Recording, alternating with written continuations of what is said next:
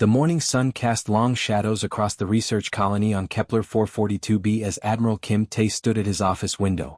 Below in the central courtyard, children's voices filled the air with joy and laughter. His 10-year-old daughter Hannah raced across the grass with her best friends Jiho and Minji, their small feet kicking up dust as they played tag around the colony's flower gardens. Tae smiled as he watched them. The colony had been peaceful for 3 years now. Families had made real homes here on this distant world.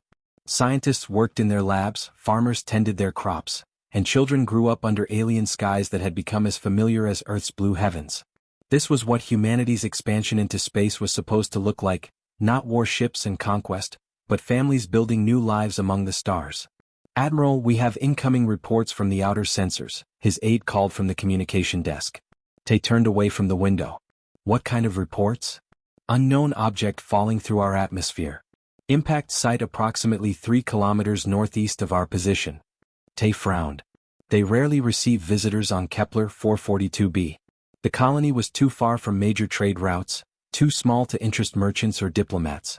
"Size and classification?" "Scans suggest it's a ship, sir. Small craft, possibly a scout vessel. No response to our communication attempts." Down in the courtyard, Hannah had stopped running. She was pointing up at the sky, talking excitedly to Jiho and Minji. Tae could see them all looking in the same direction, their young faces filled with curiosity rather than fear. Children always notice things adults missed. "Send a recovery team to investigate," Tae ordered. "Full safety protocols. We don't know if whoever is in that ship is friendly or hostile." 20 minutes later, his communication device buzzed. But the voice that came through was not from his recovery team. It was his daughter. "Daddy? Daddy, we found someone who needs help." Tae's blood ran cold. "Hannah, where are you?" "You're supposed to be in the courtyard. We're at the crash site.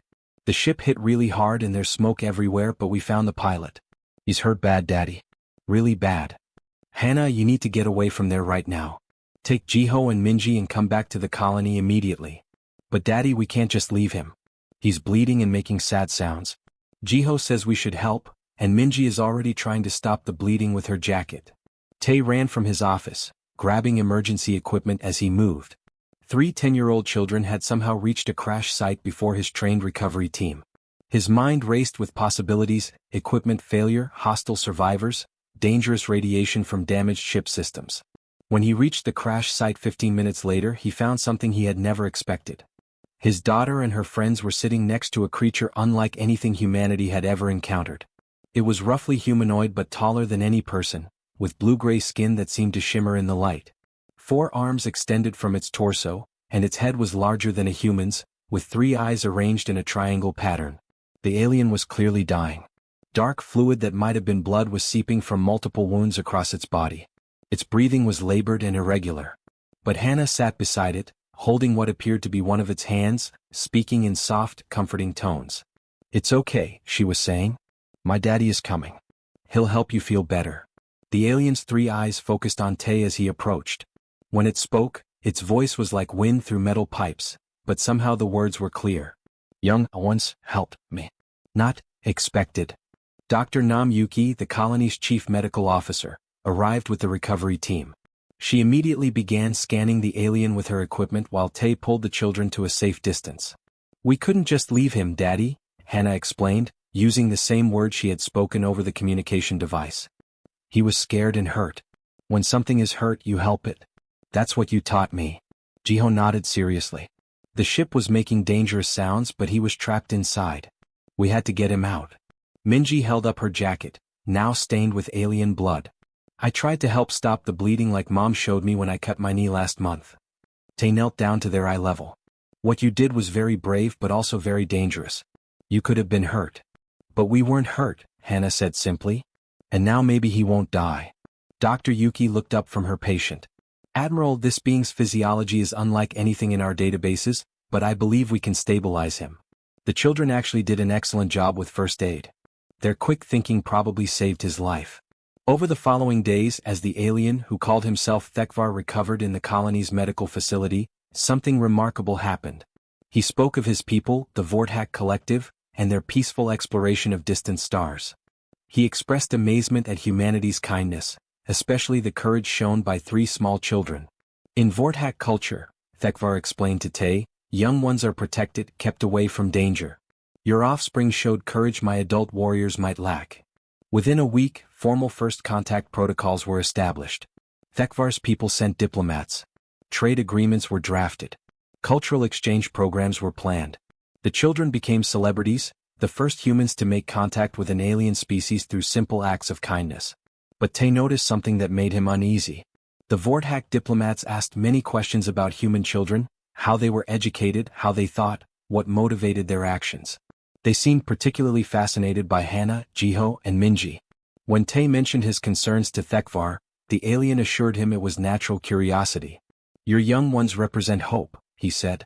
They show us what humanity might become. Tay wanted to believe that was all it was. But as he watched Vorthak representatives observing the children during their daily activities, documenting their behavior and interactions, a cold feeling settled in his stomach. Perhaps the Vorthak were indeed curious about human children. The question was why. The Harvest Festival was always the happiest day of the year on Kepler 442b. Golden banners hung between the colony buildings, and the smell of fresh bread and roasted vegetables filled the evening air. Children ran between the food stalls while their parents laughed and shared stories of another successful growing season.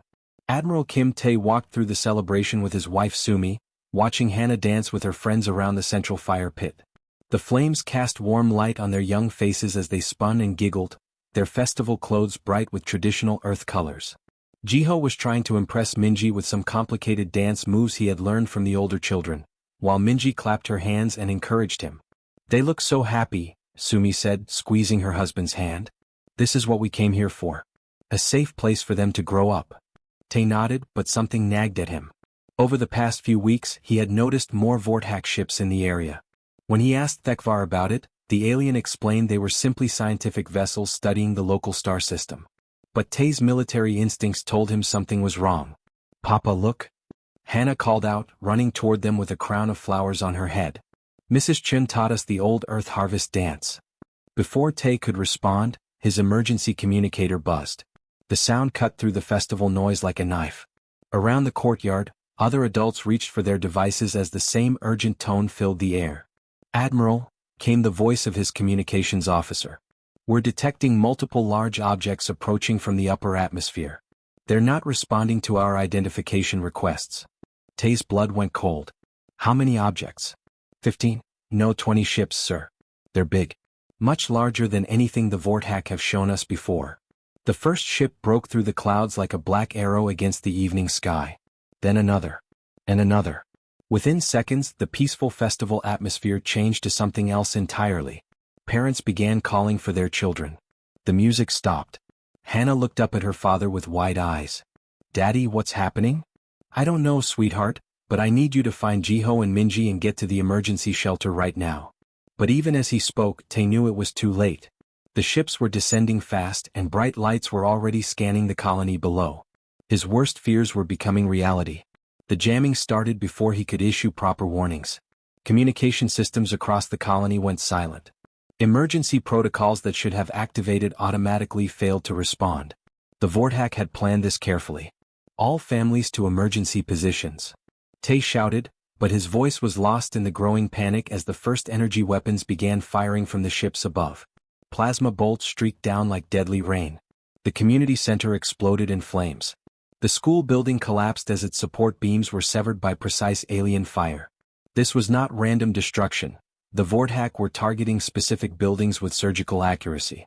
Vorthak soldiers dropped from their ships on individual flight packs, landing throughout the colony with military precision. They moved through the chaos with cold efficiency, ignoring screaming adults and focusing entirely on the children. Jiho saw them coming first. A squad of armored Vorthak was advancing toward the group of children who had been dancing around the fire.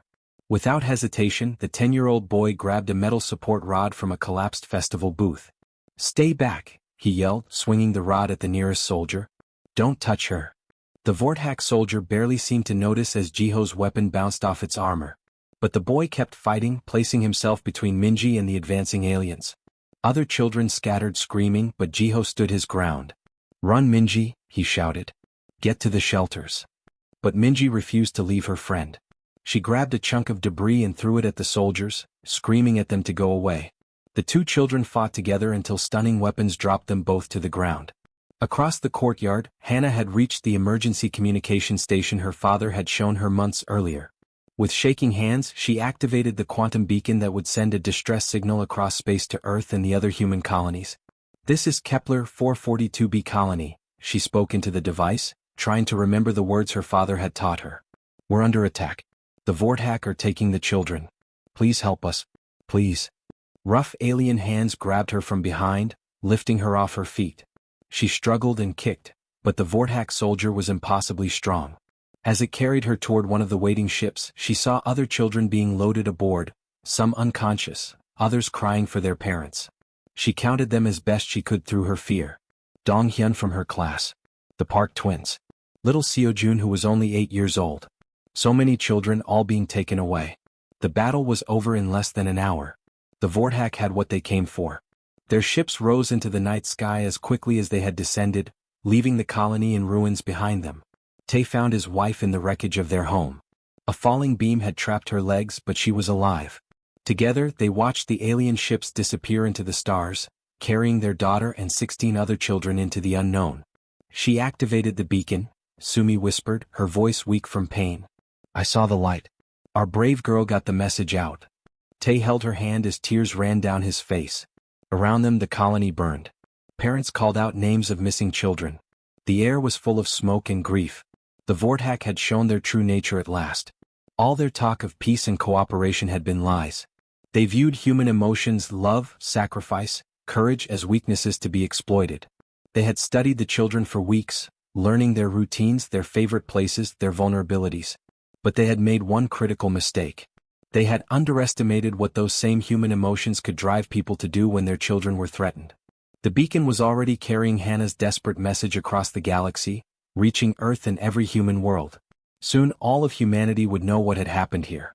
And then the Vortak would learn what human emotion could really accomplish. The quantum beacon signal reached Earth's communication center at exactly 14:27 Greenwich Mean Time on a Tuesday afternoon. Communications Officer Janet Park was eating her lunch when the priority alert flashed across her screen. She dropped her sandwich and called for her supervisor immediately. "Sir, we have an emergency transmission from Kepler 442b. It's from a child." Within minutes, the recording was playing in the highest levels of Earth government. Hannah's frightened but brave voice filled the emergency conference room as President Lee Won and his advisors listened in stunned silence. "This is Kepler 442b colony. We're under attack. The Vortak are taking the children. Please help us. Please." The transmission cut off abruptly, leaving only static. President Lee Won stood up slowly from his chair. His face had gone pale, but his eyes burned with a fury that made everyone in the room step back. "Get me every government leader on this planet. Now. And patch me through to the Colonial Administration and Fleet Command." Within 1 hour, something happened that had never occurred before in human history. Every nation on Earth, every colonial government, every independent space station and mining operation received the same emergency broadcast from President Lee Won. "Fellow humans," he began, his voice steady but filled with barely controlled rage. 47 hours ago, the Vortak Collective attacked our peaceful colony on Kepler 442b. They destroyed our homes. They killed our people. And they took our children." He paused, letting the words sink in across human space. 17 of our children aged 8 to 15 have been kidnapped by an alien species we welcomed as friends. Children who showed them kindness when they crashed on our world. Children who saved their lives. In homes across Earth, families stopped what they were doing to listen. On Mars, miners put down their tools. On the outer colonies, farmers left their fields. Mothers and fathers everywhere looked at their own children and felt the same burning anger rise in their hearts. "The Vortak made one critical mistake," President Lee Won continued. "They hurt our kids. For that, they will face the full fury of united humanity."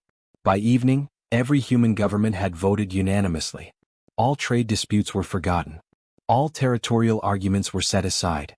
All political differences were put on hold. For the first time in 3 centuries, humanity spoke with one voice. Admiral Park Soo was called from his retirement on Europa. At 65 years old, he had served in every major human military operation for the past 40 years. His record was spotless, his strategic mind legendary among those who knew him. But he had never seen anything like what happened next. "Admiral," President Lee once said when they met in the emergency war room, "I am giving you unlimited authority to bring our children home. Every ship, every weapon, every resource humanity possesses is now under your command." Park Soo saluted. "Mr. President, what are my rules of engagement?" "There are no rules. Bring them home." Across human space, massive changes began immediately. Shipyards that had been building civilian vessels switched to military production overnight. Factories that made household goods retooled to produce weapons and armor. Research stations declassified projects that had been secret for decades. The galaxy was about to learn that humanity had been hiding their true capabilities. Dr. Choi Min, the head of Earth's Advanced Research Division, was put in charge of coordinating the rescue operation. She was a small woman with gray hair and kind eyes, but when she spoke to the assembled military commanders, her voice carried absolute authority. "I have one simple order for all of you," she announced. "Every child comes home. I don't care how many ships we have to build, how many worlds we have to search, or how far we have to travel. Every single child comes home alive." The phrase spread across human communication networks like wildfire. Every child comes home. It appeared on news broadcasts, social media posts, and official government documents. But another phrase spread even faster, posted by ordinary citizens who were volunteering for military service in record numbers. "They hurt human kids, now they face humanity's will." Captain Song Joon was preparing his stealth fleet when he received news that made his hands shake with rage. His own 15-year-old son Miho had been visiting a colonial research station in the same sector as Kepler 442b. The station had gone silent 3 days ago. Song Joon had served in the human military for 25 years. He had fought pirates, explored dangerous space, and survived battles that would have broken lesser men.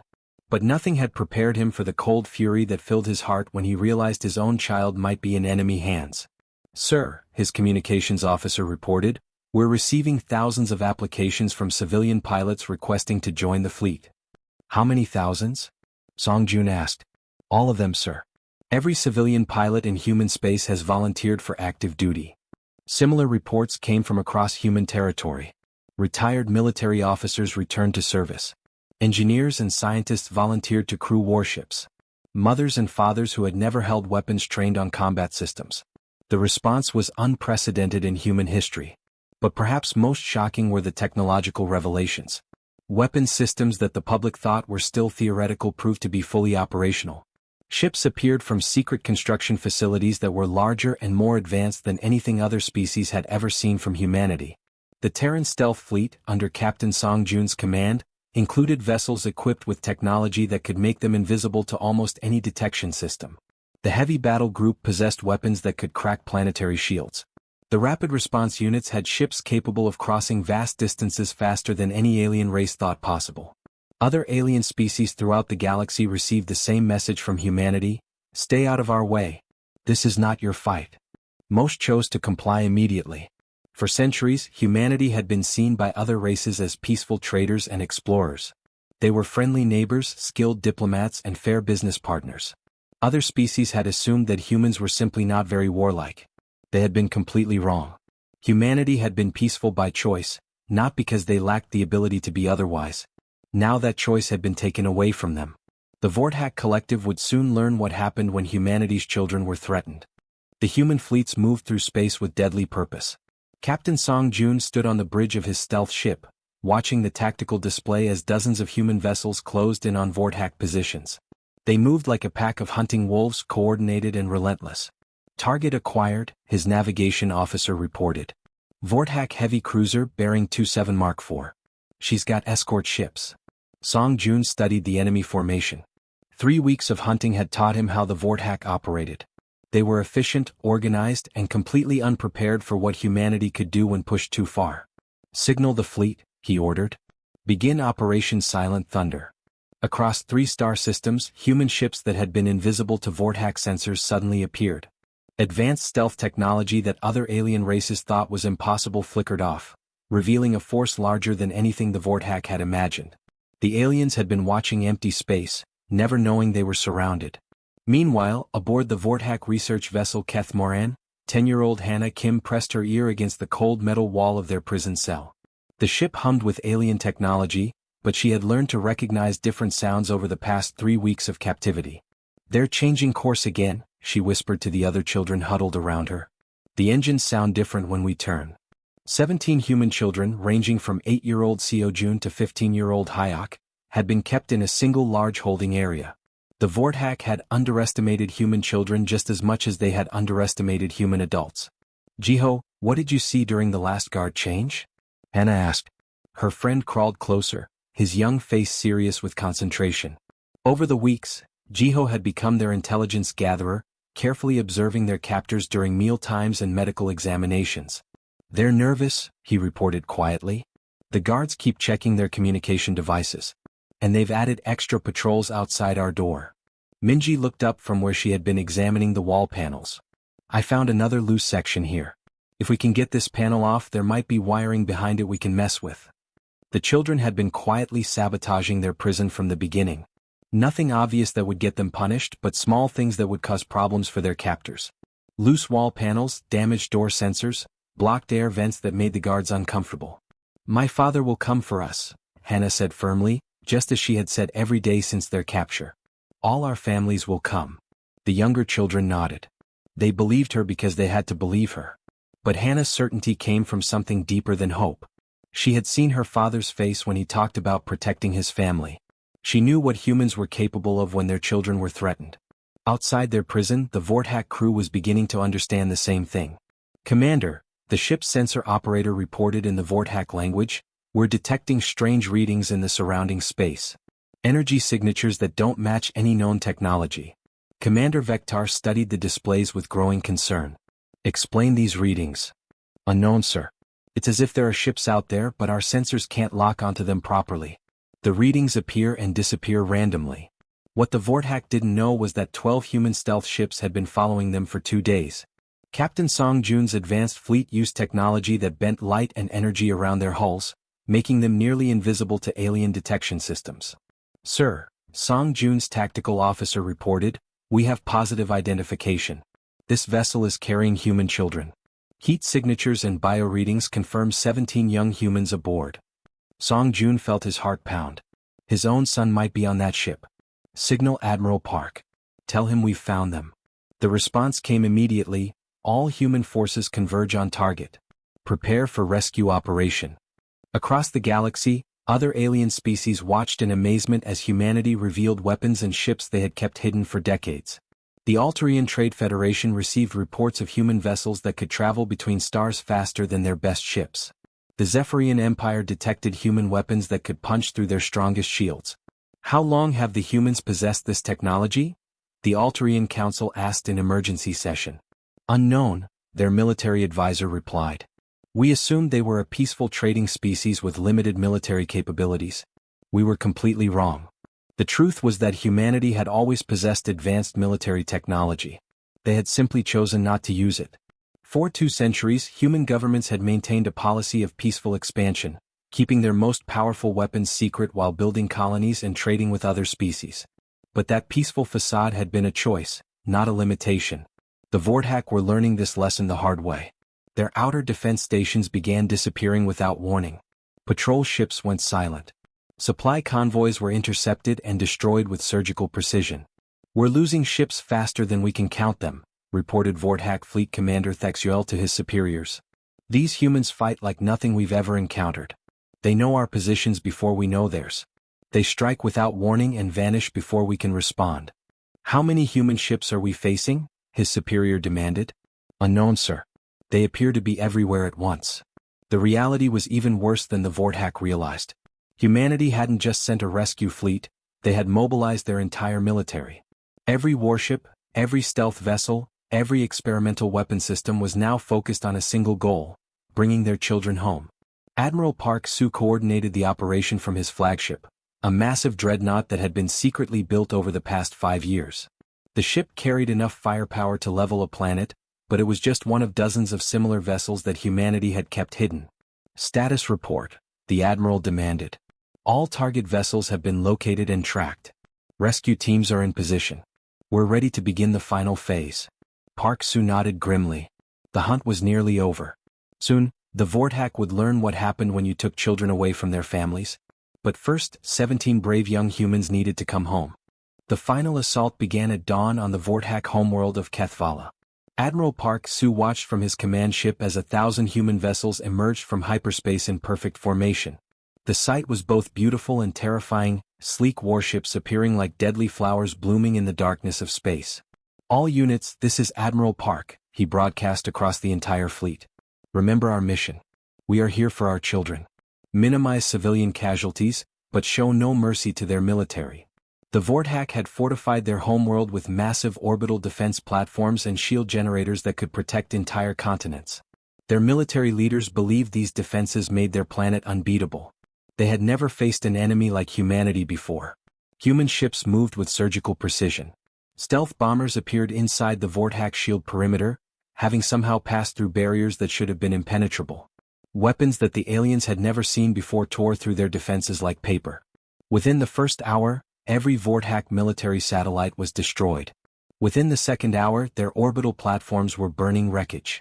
By the third hour, human marines were landing on the planet's surface.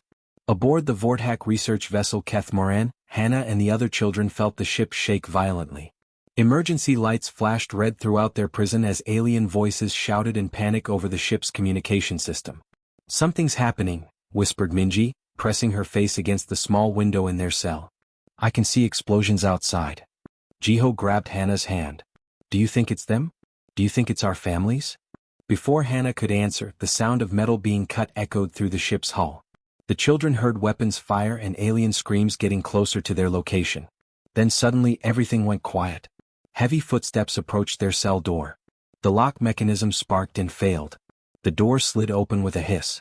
Admiral Kim Tae stood in the doorway, wearing full combat armor and carrying weapons that still glowed with recent use. His face was covered by a tactical helmet, but Hannah recognized his voice immediately. "Hannah," he called out, his voice breaking with emotion. "Daddy," she cried, running into his arms. Behind Admiral Kim, other human soldiers appeared, parents, uncles, aunts, and professional military personnel who had volunteered for the rescue mission. Every adult had the same expression of fierce joy and relief as they found their children alive and unharmed. Jiho's mother, Dr. Kim Yuna, swept him up in a hug that lifted him off his feet. Minji's father, Captain Lee Dae, knelt down to examine his daughter for injuries while tears ran down his face. One by one, all 17 children were reunited with their families. "Are we going home now?" asked little Seo Jun, the 8-year-old who had been the youngest captive. "Yes," Admiral Kim Tae said firmly. "We're all going home." But the rescue of the children was only the beginning of humanity's response. Across 3 star systems, human forces systematically destroyed every Vorthak military installation. Their warships were disabled or destroyed. Their weapons facilities were bombed into ruins. Their communication networks were shut down. The Vorthak had built their empire through conquest and intimidation. They had never faced an enemy that fought with the focused rage of protective parents. On the surface of Kethvala, Vorthak Supreme Commander Gexthal and his leadership council were forced to their knees in the ruins of their command center. Admiral Park Su stood before them, flanked by human marines whose weapons were trained on the alien leaders. "We surrender," Gexthal said in broken human language. "We offer terms for peace." Admiral Park Su studied the alien commander with cold eyes. "You kidnapped our children. You tortured them. You planned to use them as experimental subjects."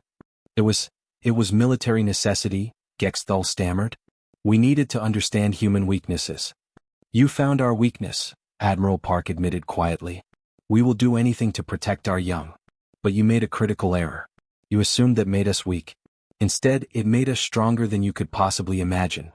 The Vorthak leadership begged for mercy, promising to return all human prisoners and pay reparations. They offered to share technology and knowledge. They pledged never to attack human space again. Admiral Park Su listened to their pleas without expression. Then he spoke words that would be remembered throughout the galaxy. "You targeted children. There is no mercy for that." The Vorthak collective ceased to exist within a month. Their territory was divided among species they had previously conquered and enslaved. Their leaders faced human justice in trials that were broadcast across the galaxy. Their military technology was destroyed or confiscated. Most importantly, the rescued children received counseling and medical care from the best specialists humanity could provide. They had survived their ordeal with remarkable courage, but they would need time to heal from their experience. News of humanity's response spread throughout known space faster than any ship could travel. The message was clear and simple: harm a human child and face the full wrath of human civilization. Other alien species that had been considering aggressive actions against human colonies quietly abandoned their plans. The peaceful traders and diplomats they had known were revealed to be something far more dangerous when their families were threatened. 6 months later, a memorial was built on the reconstructed colony of Kepler 442b. The simple stone monument bore the names of all 17 children who had been taken, along with an inscription in both human and alien languages. "Touch our children, face our wrath." Captain Song Joon stood with Admiral Kim Tae in the colony's rebuilt courtyard, watching Hannah play with Jiho and Minji. The children were laughing and running just as they had before the attack, but they were different now. They carried themselves with the quiet confidence of survivors. "They're stronger than before," Song Joon observed. Kim Tae nodded. "They learned something important. No matter how far they might be taken, their families will always come for them." The galaxy had learned something important too. Humanity's greatest strength was not their advanced technology or their military capabilities. It was their unbreakable bond to protect their own, and the terrible fury they could unleash when that bond was threatened. Never again would any species consider human children to be easy targets.